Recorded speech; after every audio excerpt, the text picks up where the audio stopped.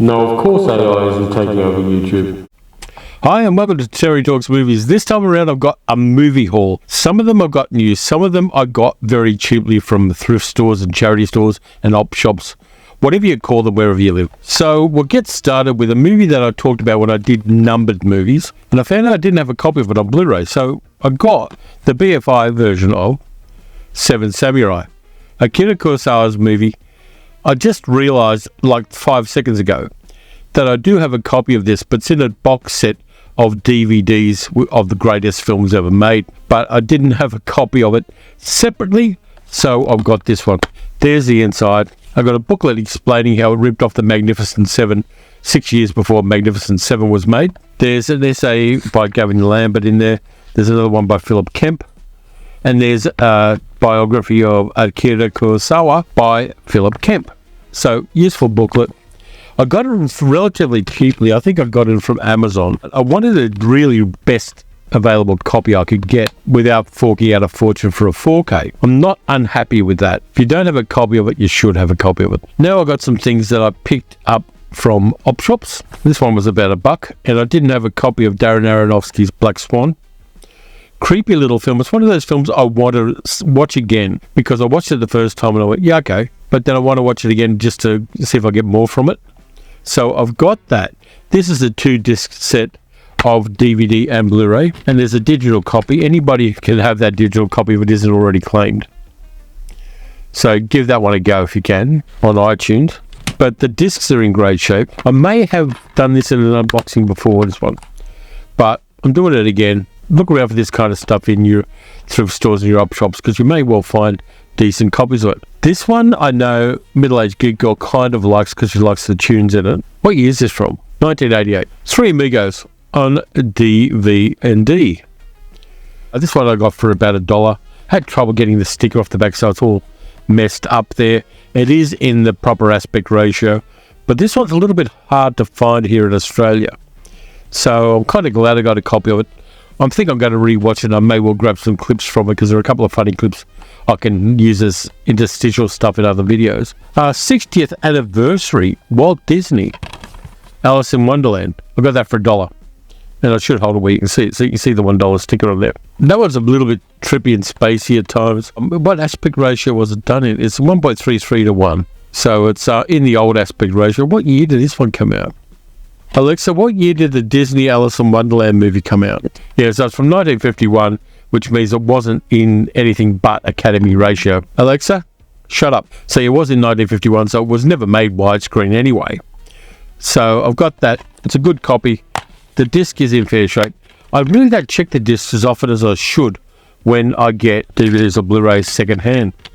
But I really should start doing that. I haven't had any problems with them.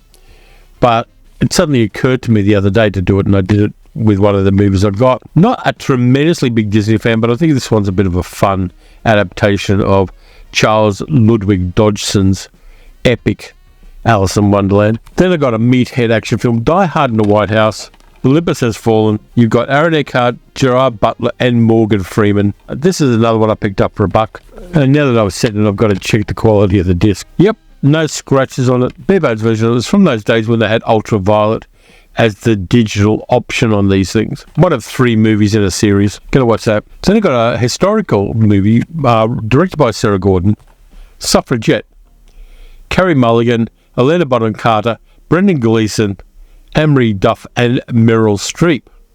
It's about the suffragette movement in the UK, or particularly in England, during the early part of the 20th century. Haven't seen it, but it's an honest accounting of the problems women had at the time, trying to get a vote and trying not to be arrested and tortured by police people. You know, actually policemen. So I've got that.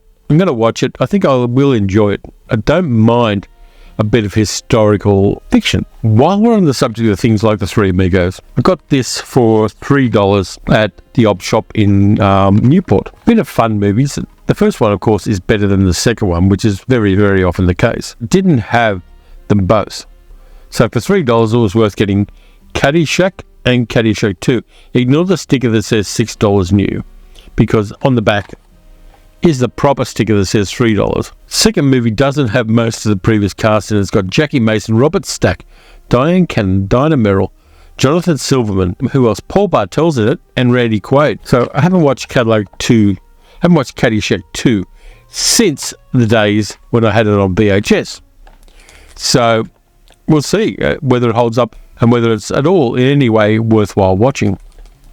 Then I also got a movie. I know this has been released on Blu-ray, possibly 4K, recently, but I'm not forking out the money for this thing. But I did get, in the right aspect ratio, and I'm really careful with that now, for $2, a copy of Billy Jack with Tom Laughlin, 1970s exploitation movie. I remember it not being fantastically good, but it had a lot of silly action in it, so I'm going to watch that. And I'll probably put that into a video at some stage about 1970s counterculture, but not really movies. So I'm going to give that one a go. I'm going to put that aside for a special project for the channel. So here's the trio of films I got when Umbrella did a sale. And I didn't have them, and I wanted them, so I got them. This is Icons of the Silver Screen, Volume 5. 2 Bogart movies I've never seen, which is kind of rare because I've seen a ton of Bogart movies. Tokyo Joe and Knock on Any Door. Tokyo Joe's kind of like Casablanca in post-war Japan, which I'm kind of intrigued to see. And Knock on Any Door is a movie about social disadvantage and poverty and juvenile delinquents and things like that. They're both from 1949. I haven't seen them, but it's in that period, just after the big boost to Humphrey Bogart's career that the early 1940s were, and before he hit again with African Queen. So it's in that interstitial period there.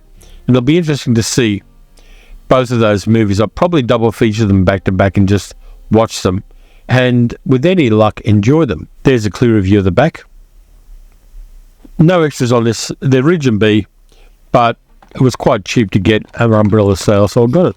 Then, because I'm doing a talk tomorrow about the Marvel Cinematic Universe for a discussion group called the Nova Mob that I'm a part of, I thought I would get this from Umbrella and just use it as a bit of a show until tomorrow, maybe. Captain America and Captain America 2, the 1979 TV movies starring Reb Brown, and the first one also stars Heather Menzies and Robert Mattson. Not very good at all. The second one is Reb Brown, Connie Selica, and Christopher Lee, when Christopher Lee was looking for a gig, I suppose. TV movies, really bad Captain America adaptations. But that's all we had at that certain stage where Marvel was renting out their intellectual properties because nobody knew what to do with them. And really dumb things like David Hasselhoff as Nick Fury. And this thing turned up. But I'm going to watch him and probably laugh myself sick. Then I got one of the Sensual Cinema releases from Umbrella Entertainment, which I did have on VHS. I'm sure I did. It's a Hong Kong movie starring Amy Yip, and it is erotica, but not hard erotica. Sex and Zen. Again, I got this one cheaply. It's a Category 3 movie in Hong Kong, which was the category they used for saucy films before they gave Hong Kong back to China. Inside you've got alternative cover there and there. Fortunately, there are a pair of hands there, so I can show you that picture. But I haven't watched this one since maybe the early 1990s. So I'll give that one a go and just see what all the fuss was about. Fusty substances. This one I know I have mentioned on the channel before. I got from Viavision the Korda Collection. Conquest of the Air, Things to Come, The Challenge, and Death Drums Along the River. They're from 1936, 1936, 1938, and 1963. Each one's on a separate disc, which I'm very happy about. And getting a copy of Things to Come at a reasonable price here in Australia is kind of difficult.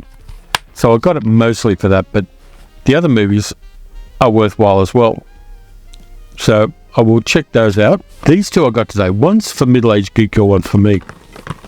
The one for Middle-Aged Geek Girl is an English modern television series, all 5 seasons of it, which is made by the same people who made Horrible Histories, which she also likes.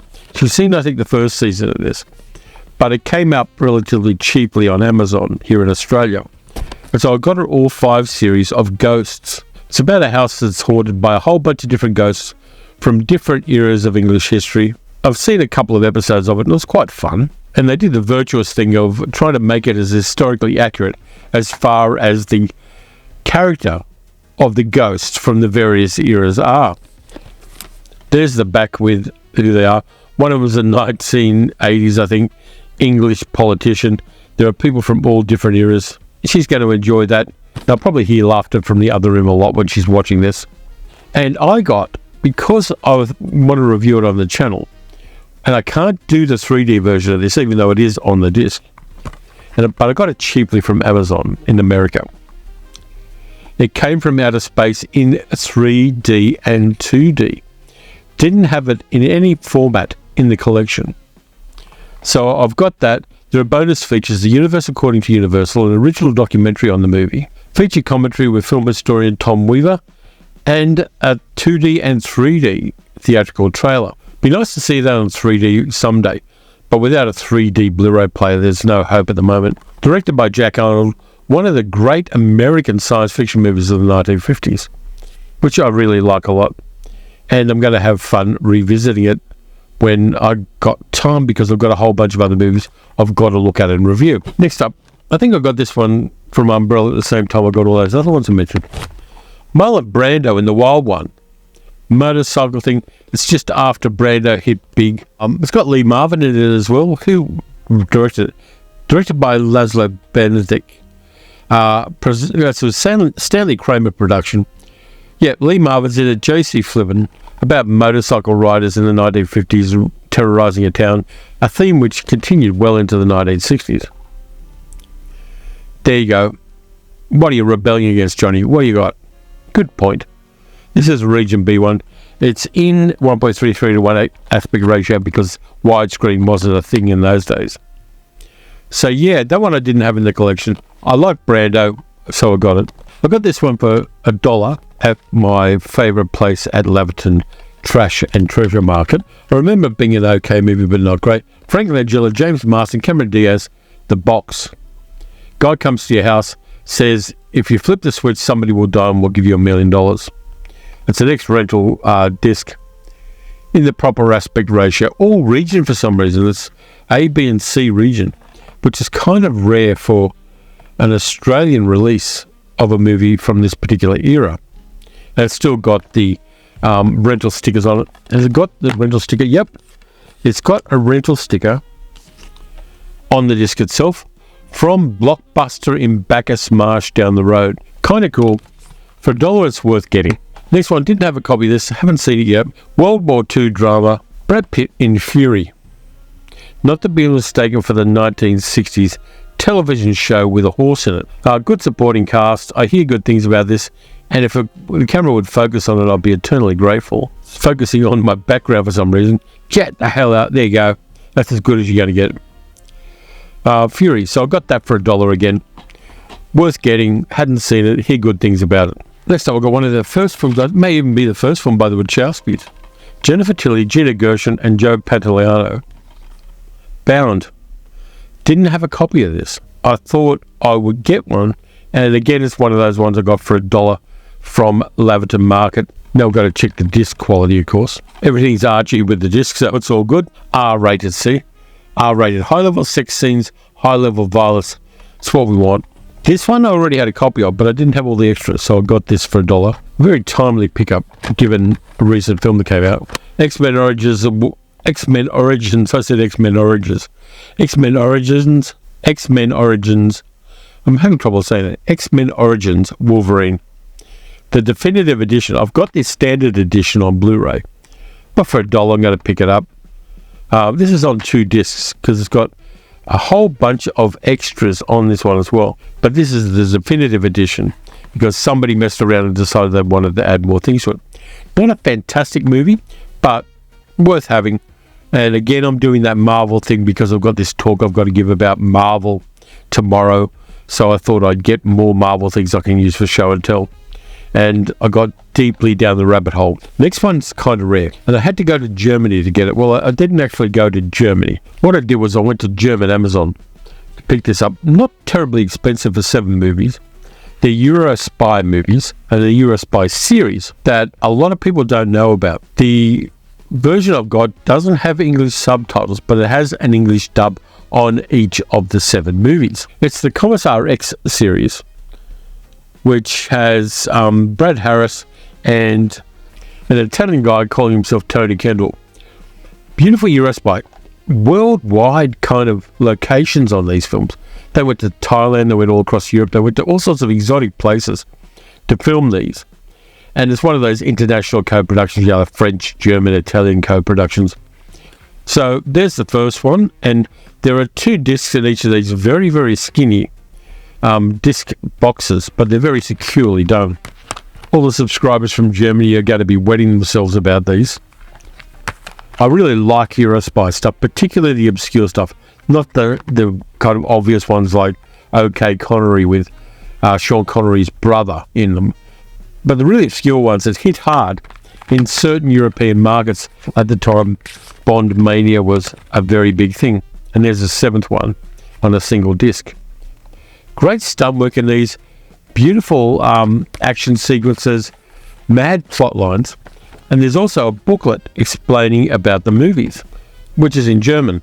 If I want to find out about the movies, I'm going to have to get my Google Translate up on my phone and just hold it over the booklet. But the Kommissar X movies I like. I've seen a number of them. There's a really cheap version that was out a decade or 2 ago, which didn't have the best prints of the movies. The prints on these are much, much better. And so it was worth me doing that. I did the same thing with the Jerry Cotton movies with George Nader that came out in a very similar format a long time ago. So I'm kind of in love with European crime movies that pretend to be American based. And the Kommissar X ones are worth checking out. They're going to be a bit of a revelation to you if you do. Beautiful locations all across the world and crazy stunt work. You've got to like that. Now, the last one I got is a really interesting one, which I picked up again for $1 from Laverton Market, and I didn't have a copy of it. And I don't know, apart from this one, whether it's ever been released in Australia before.